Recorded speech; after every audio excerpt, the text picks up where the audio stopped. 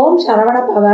உருவாய் அருவாய் உளதாய் இளதாய் மறுவாய் மலராய் மணியாய் ஒளியாய் கருவாய் உயிராய் கதியாய் விதியாய் குருவாய் வருவாய் அருள்வாய் குகனே.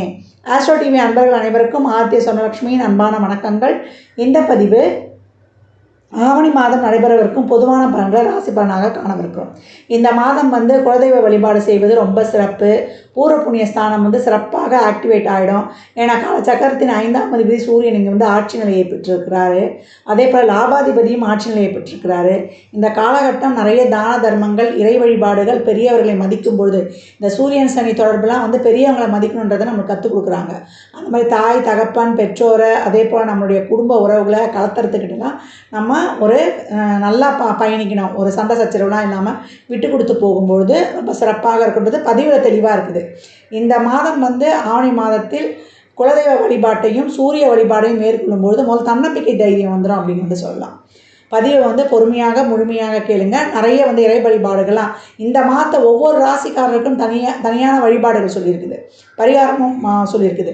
அதெல்லாம் பின்பற்றும் பொழுது எப்பேற்பட்ட சூழ்நிலையையும் சிறப்பாக கடந்து வந்துடலாம். இந்த மாதம் காணப்படக்கூடிய கிரகநிலைகள் பார்த்தீங்கன்னா, காலச்சக்கரத்தின் 2ஆம் இடம் எனும் ரிஷபத்தில் செவ்வாய் குருமங்கள யோகத்தோடு அருமையாக ஆரம்பிக்கும். அதே போல் 5ஆம் இடத்தில் சூரியன் ஆட்சி, கூடவே சுக்கிரன். அவர் 8ஆம் தேதி கன்னிக்கு சென்று நீச நிலையை அடைவார். குரு பார்வை இருக்கிறதுனால அவர் கொஞ்சம் சுகமான பலன்களை தருவார். தாக்கம் அவ்வளவா இருக்காதுன்னு எடுத்துக்கலாம். புதன் கடகத்தில் இருக்கார். 12ஆம் தேதி வக்ரம் முடிவாகும். அவரே 19ஆம் தேதி சிம்மத்துக்கு உட்காருவார். ராகு மீனத்தில் இருக்கிறாரு. ஏற்கனவே வக்ரம் பெற்றிருக்கிறார் சனி. சந்திரன் நமக்கு தனுசில் உத்திராட நட்சத்திரத்தில் உதயமாகிறார். செவ்வாய் இந்த மாதம் 19ஆம் தேதி மிதுனத்திற்கு சென்று அமர்வார். இந்த கோள்களின் கோச்சார நிலையால் 12 ராசிகளும் சந்திக்கவிருக்கும் சுபமான பலன்களையும் எப்படிலாம் பக்குவமாக நடந்து கொள்ளணும் என்பதையும் இந்த பதிவுகளில் தெளிவாக காணலாம். விருச்சிக ராசி, விருச்சிக லக்னத்திற்கான பலன்களை காணவிருக்கிறோம். ஆவணி மாதத்தில் மிகப்பெரிய அதிர்ஷ்டமான பலன்களை அடையக்கூடியவர்கள் விருச்சிக ராசி லக்னக்காரர்கள் அப்படின்னு சொல்லலாம்.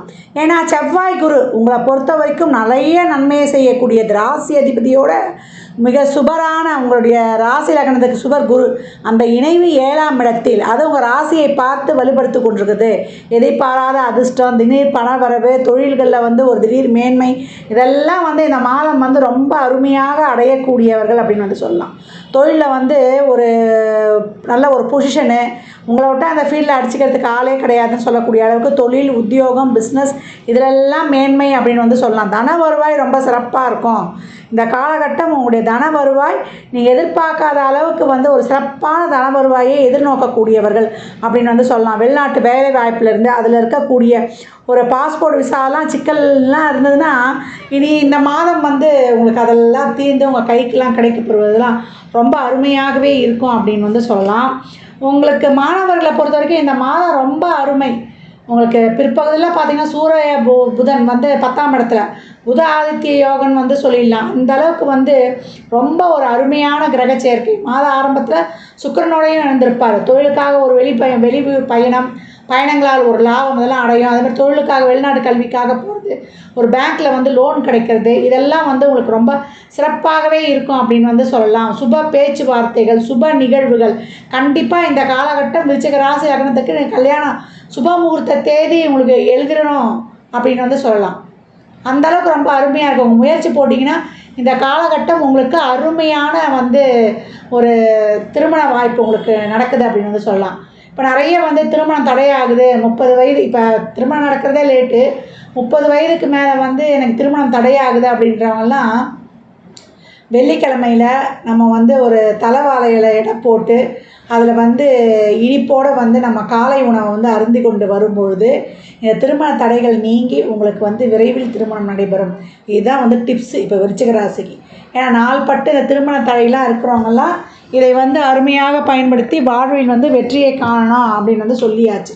தொழிலை பொறுத்த வரைக்கும் இந்த மாதம் அருமையான பலன்கள் சொல்லலாம். தொழிலுக்கு வேலை பார்க்குறது, அந்த புதுசாக அதற்கான ஒரு பேப்பர் போட்டு வேலைக்கு ஏற்பாடு பண்ணணுன்றதா காரியங்களை அனைத்தும் வந்து பண்ணலாம். எப்போயோ வந்து முயற்சி செய்ததற்கெல்லாம் வந்து இப்போ வந்து பலன் கொடுக்குற மாதிரி நல்ல பலன்கள்லாம் இப்போ கிடைக்கும். லேட்டாக இருந்ததுமா, ரொம்ப லேட்டு, நான் பண்ண முயற்சிலாம் சக்ஸஸ் ஆகுமான்னு வந்து நான் நினச்சிக்கிட்டு இருந்தேன் அப்படின்றவங்களுக்கெல்லாம் அந்த நீண்ட நாள் செய்த முயற்சிக்கான பலன்கள் எல்லாம் இந்த மாதம் வந்து சிறப்பாக பெற்றிருப்பீங்க. அதே போல் ஒரு ஆடை ஆபரண சேர்க்கையிலேருந்து அத்தியாவசிய பொருள் சேர்க்கையிலேருந்து ரொம்ப சிறப்பாகவே இந்த காலகட்டம் வந்து நீங்கள் பெறக்கூடிய வாய்ப்புன்னு சொல்லலாம். தாய்கிட்டலாம் இந்த காலகட்டம் வாக்குவாதம் வச்சுக்காதீங்க. தந்தை இருந்தாலும் வாக்குவாதம் வச்சுக்காதீங்க. சூரியன் தானி வந்து தொடர்பு ஏற்பட்டுருச்சு. அதே போல் மூத்த குழந்தைகிட்ட வந்து நல்லா அனுசரித்து போங்க, விட்டு கொடுத்து போங்க. அதுமாதிரி பிள்ளைகளும் வந்து தாய் தகப்பன்கிட்ட ரொம்ப மரியாதையோடு நடந்துக்கணும். எப்பயும் வந்து இந்த கர்மா எப்படி வேலை செய்யணும்னா, நம்ம தேர்ந்தெடுக்கிறதில்ல தாய் தந்தையோ கலத்தத்தையோ. அதனால் இவங்களாம் எப்படி இருந்தாலும் இவங்களை அட்ஜஸ்ட் பண்ணி கொண்டு போகணும். அம்மாக்கிட்ட அவ்வளோ ஆர்கியூமெண்ட் வரும், அம்மா வீட்டில் இல்லைன்னா தேடுவோம். அதே போல் அப்பா கிட்ட நிறைய ஆர்கியூமெண்ட் வரும், அப்பா இல்லைன்னா தேடுவோம். ஏன்னா நம்ம சொல்கிறது அவங்களுக்கு புரியாது, அவங்க என்ன சொல்ல புரிய வைக்கிறாங்கன்னு நம்மளுக்கு தெரியாது. பிறப்பு ஜாதகத்திலே இந்த அமைப்பெலாம் இருக்குது.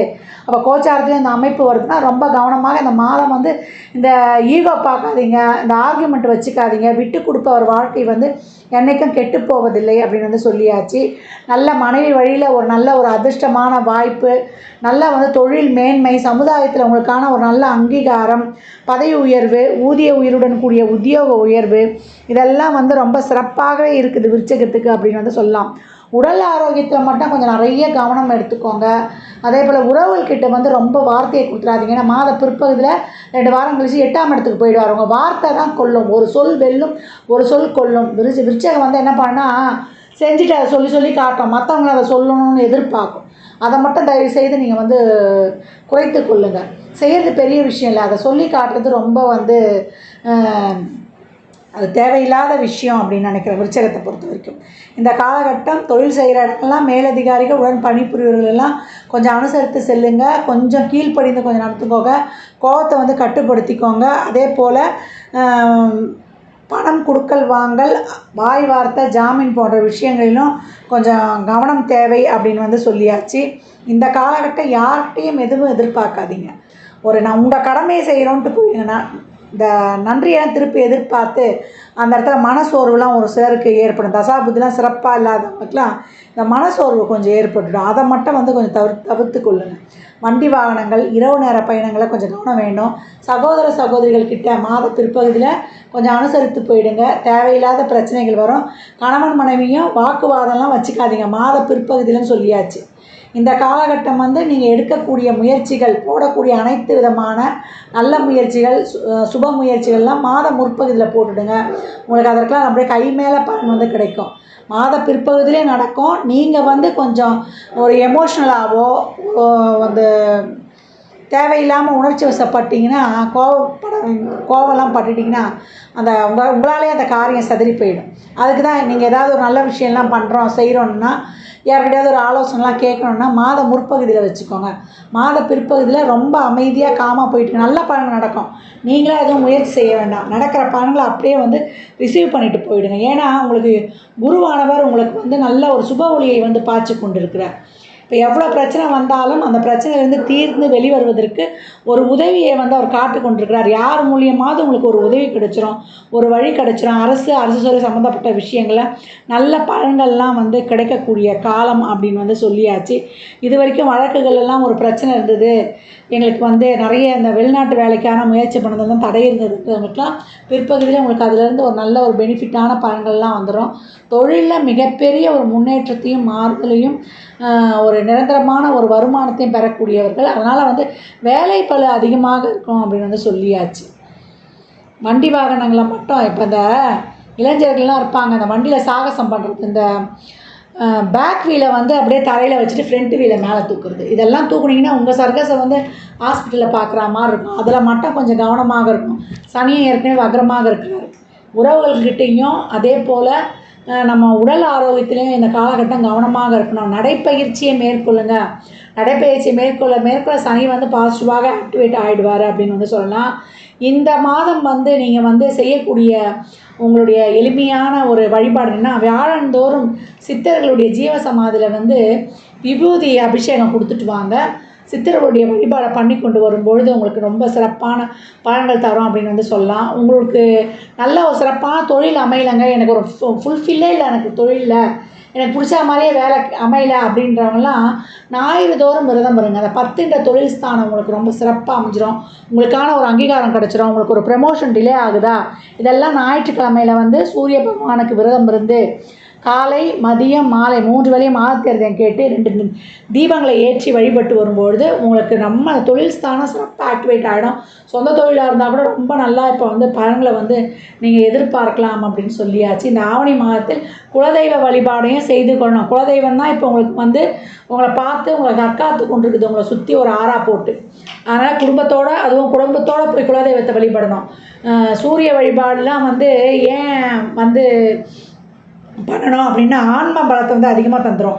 எப்பேற்பட்ட ஒரு உடல்நிலை குறைபாடாக இருந்தாலும், இல்லை ஒரு பிரச்சனையை சந்திக்கணும், அதை வந்து தாண்டி வரணுன்னாலும் நம்ம ஆன்ம பலம் இருக்கணும். இந்த ஆன்ம பலத்தை தரணுன்னாலே சூரியனை தான் வழிபடணும். சூரியனை வழிபட நம்மளுக்கு கிடச்சிரும். அதே போல் ஞாயிற்றுக்கிழமைகளில் அன்னதானம் பண்ணுங்கள். அன்னதானம் பண்ண உங்கள் கர்மா வந்து கிளென்சிங் ஆகிடும். விருச்சிக ராசிக்கு இந்த மாதம் வந்து அமோதமான பலன்கள். மாத பிற்பகுதியில் கொஞ்சம் சைலண்ட்டாக அப்படியே கடந்து வந்துடணும். எதையும் வந்து போய் டச் பண்ணக்கூடாது. அப்படியே இருக்கிறத வச்சுட்டு அப்படியே வந்துடணும். வயதில் மூத்தவங்க உடல் ஆரோக்கியத்தில் மட்டும் கவனத்தை எடுத்துக்க வேண்டியது. தாய் தந்தையர் கலத்துறதுக்கிட்டலாம் கப்சிப்புன்னு அப்படியே விட்டு கொடுத்து போயிடணும்.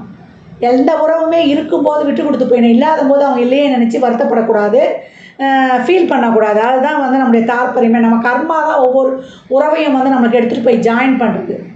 அதனால் விருச்சிக ராசி லக்னக்கார நண்பர்கள் இந்த மாதம் வந்து நீங்கள் வந்து என்ன வழிபாடு பண்ணால் பெருமாள் வழிபாடு பண்ணுங்கள். பெருமாளை வழிபட உங்களுக்கு ரொம்ப அதிசய அமோக பலன்கள் வந்து ரொம்ப அருமையாக கிடைக்கும்.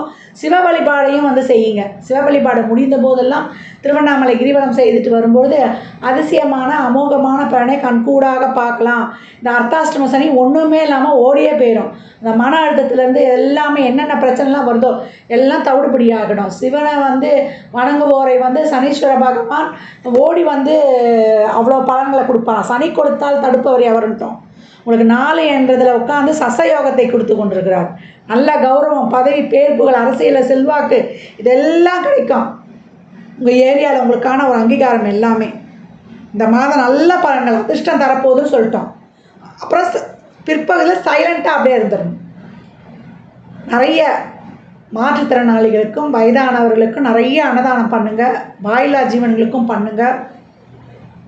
எவ்வளோக்கு எவ்வளோ பண்ணுறீங்களோ அவ்வளோக்கு ரொம்ப சிறப்பு. உங்கள் கடமைகளை உங்களுடைய பெற்றோருக்கான கடமையிலையும் ஒரு குடும்ப தலைவனோ தலைவியாக உங்கள் கடமைகளை நீங்கள் வந்து மனசாட்சியின் படி செய்துவிட்டு வரும்பொழுது உங்களுக்கு நல்ல பலன்களே நடக்கும் அப்படின்னு வந்து தாராளமாக சொல்லலாம்.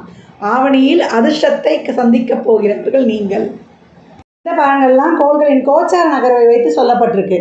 உங்கள் சுய ஜாதகத்தில் இப்போ என்ன தசாபுதி நடக்குது, அது எதற்காக உங்களுக்கு ஊக்கப்படுத்துது, அது திருமணம், குழந்தை பாக்கியம் போன்ற உறவுகளுக்கா இல்லை பொருளாதாரத்திற்கா என்பதெல்லாம் உங்கள் சுய ஜாதகத்தை ஆய்வு செய்வதன் மூலம் மட்டுமே நாம் தெளிவாக அறிந்து கொள்ள முடியும். ஜாதகம் பார்க்க விரும்பும் நண்பர்கள் இந்த எண்ணிற்கு ஒரு மெசேஜ் செய்யுங்க. தங்களுக்கான விவரங்கள் அளிக்கப்படும். அப்பாயின்மெண்ட் பெற்றுக்கொள்ளலாம். ஜாதகம் சிறந்த முறையில் கணித்து பார்த்து தரப்படும். வாஸ்து பார்த்து தரப்படும். வாஸ்துப்படி வீடு கட்ட பிளான்கள் போட்டு தரப்படும்.